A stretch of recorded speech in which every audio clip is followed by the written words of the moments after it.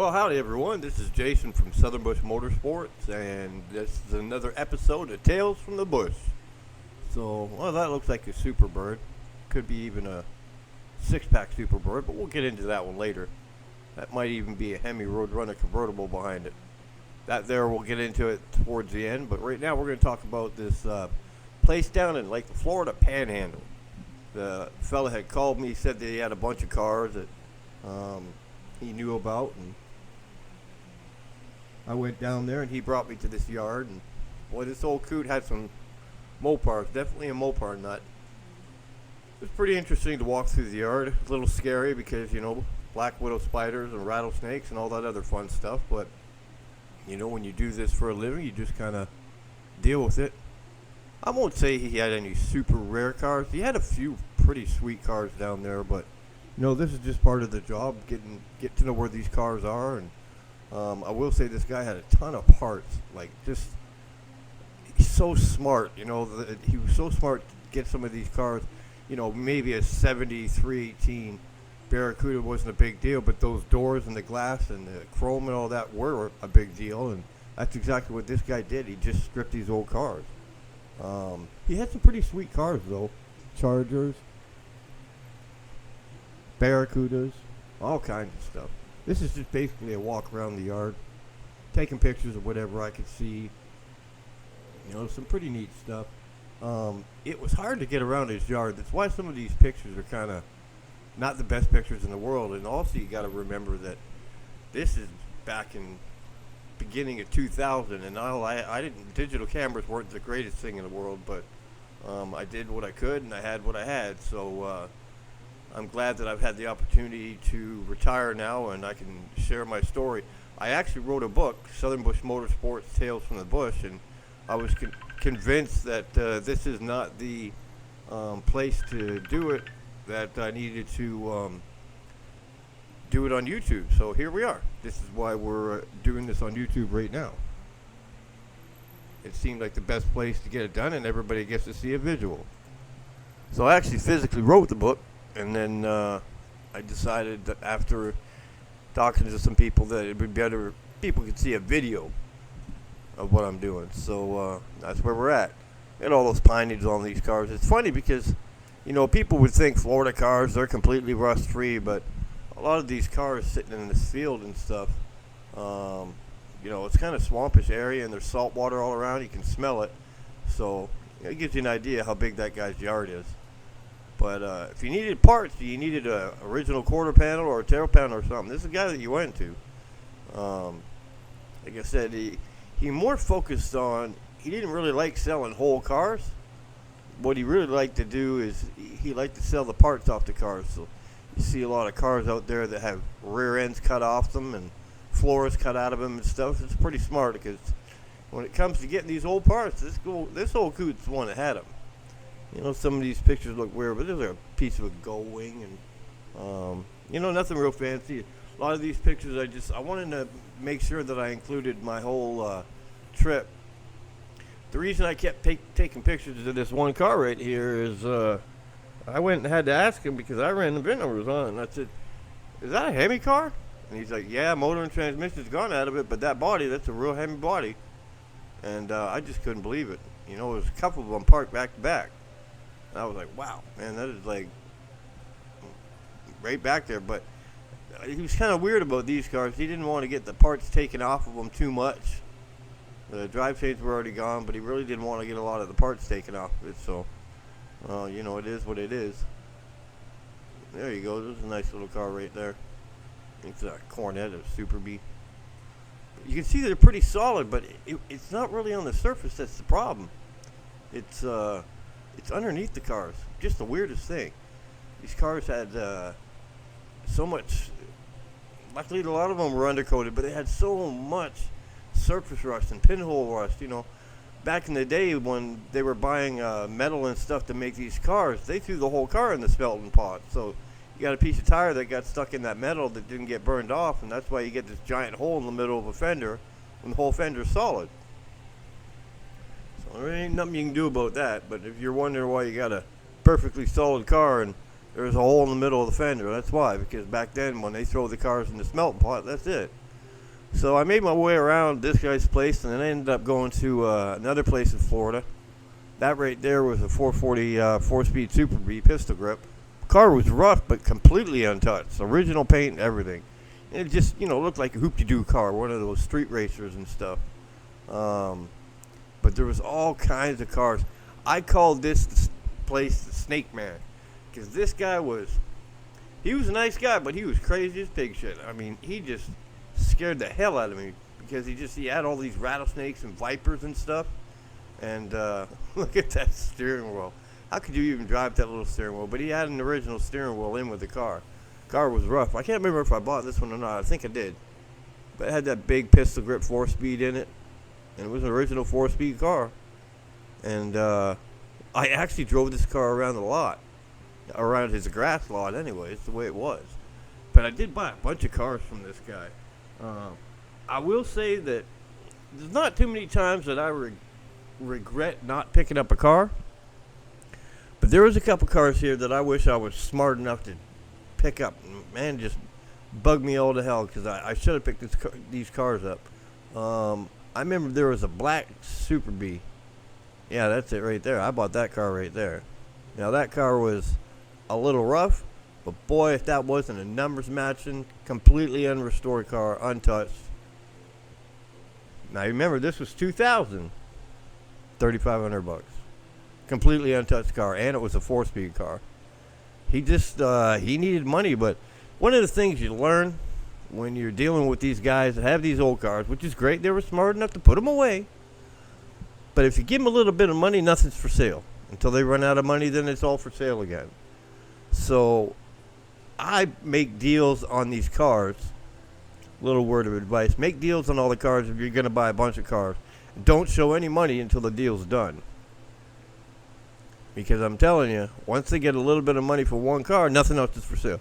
Because they really don't want to sell the cars to begin with. They're only doing it because they need a little bit of money. But this guy had heard that I was in town.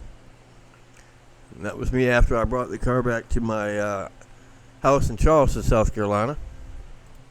Actually, if you see how shiny it looks, I took that car by a car wash near the house before I brought it home. Cleaned it up a little bit. Look at how much that thing shined up. All I did was rinse it off and use this spray wax and, the stuff that you get at the car wash. But boy, that thing shined up real good. I was really surprised. You know that thick lacquer paint that those cars had. But it sure did shine up pretty good. I'll tell you what.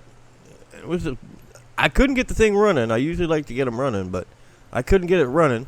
But I can't remember. I sold that car on my site probably a week after I got it. But boy, this car had not been touched. It really was. It looked rough, but it really was in pretty good shape. Like, somebody could literally drive the car around the way it was, no problem. I wouldn't have a problem driving the car around the way it was. Boy, like I said, I couldn't get it running. And the engine wasn't seized. I just can't spend a lot of time on these cars because, that's how I make money. So then I ended up going up to this place, I think it was Tennessee. The story I got, this guy had all these cars buried inside of a mountain. Well, it wasn't quite the story, but when I got out there, he had all these cars buried inside of almost like a bomb shelter that was like 500 feet long. It was like he just kept adding onto it, and all the cars were chained together. Like he would put 4 in and then push them. And I ended up going out there, and the story that I really got from it was that his dad owned a towing company. And back then, if a car was on the side of the road, this is a 446 pack. I believe it was a 4-speed car. All numbers matching. Boy, this car was rough. You see that wing? The wing that's closest to you, there's a big hole in it. That was sitting near a furnace pipe. And the furnace pipe burnt a hole right in the wing. But the car was completely untouched, never been taken apart. I don't know if that Bondo was from the factory when they smoothed out the car or not, but it was a completely untouched car. All numbers matching. And the funniest thing is, when I advertised it, I got a hit on it right away. The guy said, "You have any idea how long I've been looking for that car? I've been looking for that car since I was 19 years old." And I said, where are you? He told me where you were. And I said, well, hell, man, I'm just down the street. He goes, I want to buy that car. And I went, wow, hold on now. I haven't even put it on the open market yet. I don't know what it's going to bring. And he told me what he'd pay for it. And I'm like, I'll meet you at that diner that's in town. And I met him at the diner and had the Superbird on the back of my trailer. And he looked at it. He goes, yep, that's the one. He goes, it belonged to a friend of mine. He forgot it on the side of the road, sat there for like a couple weeks, and then it got towed. I'm like, well, this is it. He's like, well, my friend passed now, but I want this car. And I actually got it all the way to his house, and real nice fella. And I remember seeing the car about 3 or 4 years later, completely restored. But it was a pretty solid car. You know, it didn't have the typical rust problems that they usually have, because these cars were pulled off the road and stuck in this building a long time ago. There's that big hole in the wing. Boy, that was just a shame. And the drippings were down inside the wing. It was not funny, but it was kind of weird to see that. Never seen that before.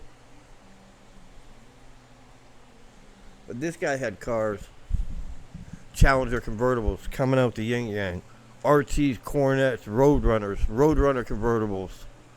Just, oh my God. There was so much stuff there, it was hard to believe that somebody could put all that stuff in a building. And then he brought me on top of the building, second level. Well, I think I'd spent about 2 weeks in there going through all the parts, all NOS parts. All NOS parts, parts that had been taken off some of the cars. Not the ones that he had, but parts had been stripped from another car. He was kind of weird about me taking pictures of everything, but then I got him to slow down and calm down a bit. Like, look, you want to get paid, I got to take pictures of these cars. And I ended up taking hundreds of pictures. I know that engine compartment is empty, but the engine, I think it was in the trunk, the block and the transmission. Transmission was in it, but the motor block was in the trunk with the 6-pack setup. And it looked like it was a B5 blue with a white interior. Yeah, that was it, white interior. Really cool car. It was so cool to see.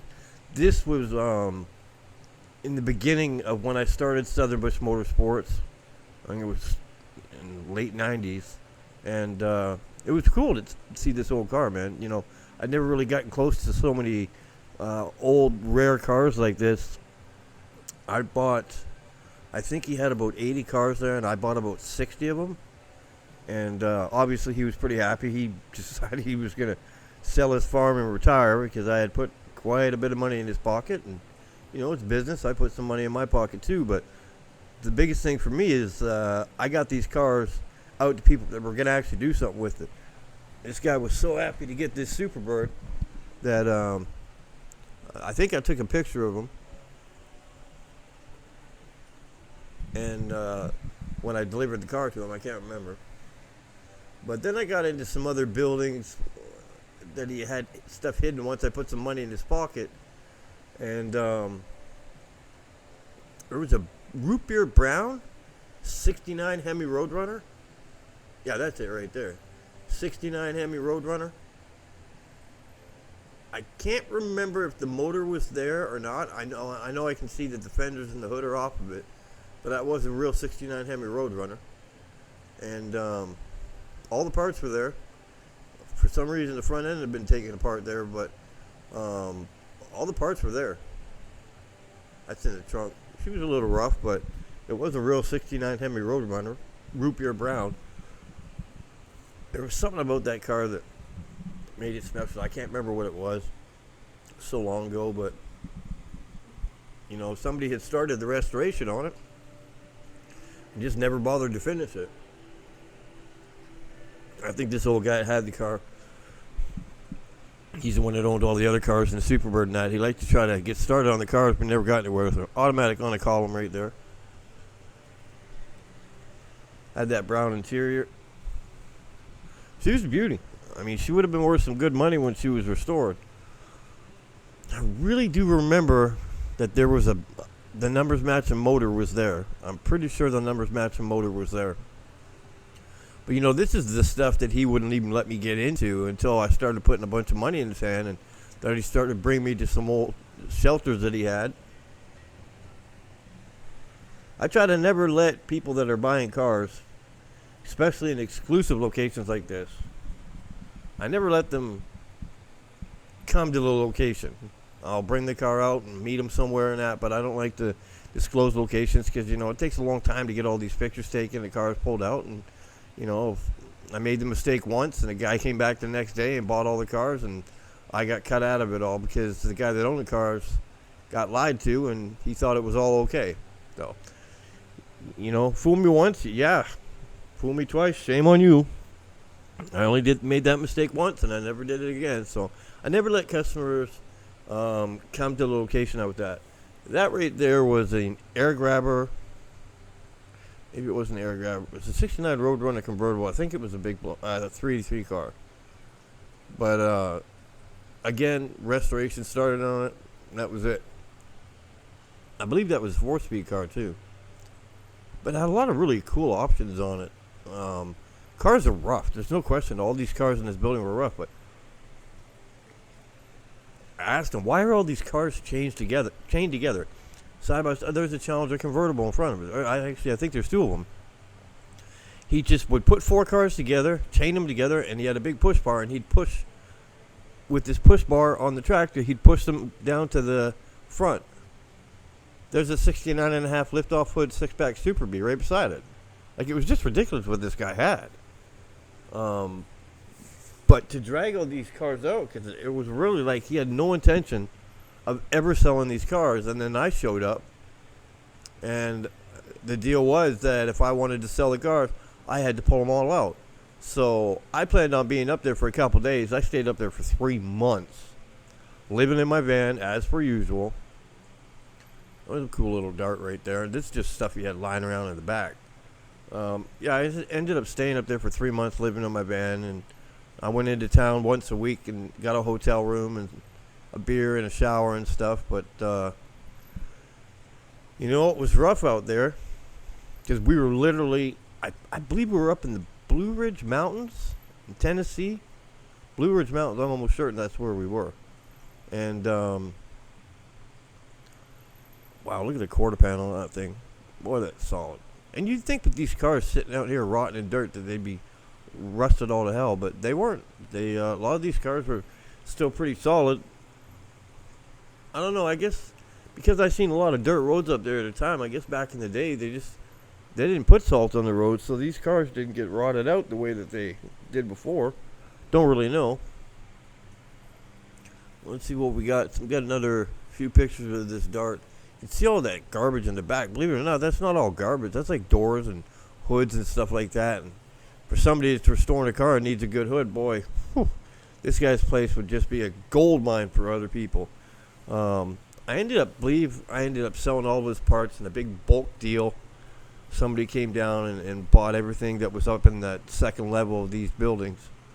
And they got a great deal. They got, gosh, the stuff that was up there, NOS, complete dashes and clusters and pistol grip shifters still in the package from 1970 or early 69, whatever they were. NOS transmissions. It was absolutely absurd what was there. Like, really, look around. I mean, yeah, it's just a simple dart, but look around the sail panel on that sort of sail panel. These the cars are not rusted out at all. It really surprised me. But again, his father owned a towing company. If a car sat on the road too long, they just towed it. So not a lot of these cars had titles, and that was a problem I had to deal with, which is why I got such a good deal on the car, all the cars, because I had to get titles on the cars. Yeah, that's the engine compartment there. Look, everything been stripped down in there, but no rust, solid as can be. Ratty because rats and animals and stuff live in these cars, but it is what it is. It was what it was. So I ended up in this guy's property. Where am I here? This was on my way back. That's a 57 Chevy Bel Air convertible. The same guy had this. That was an RS Camaro that looks weird, had weird rims on it, but was completely untouched. I don't know if they ever painted those cars green or not, but here's another picture I got from a field that I was looking at. Kind of like on my road trip back, really, I think it was. Yeah, I think that one was on a road trip back. There was a bunch of Sorels in the field. That's a Buick GS. I think there was a Buick GS Skylark beside this 70 Chevelle there. This 70 Chevelle wasn't an SS or anything like that, but except for the crumpled hood, the car was really solid. Or crumpled roof. The car was really solid. Just waiting for this, the pictures here. And I appreciate you coming by and checking it out. Southern Bush Motorsports, Tales from the Bush, and we'll have a lot more coming.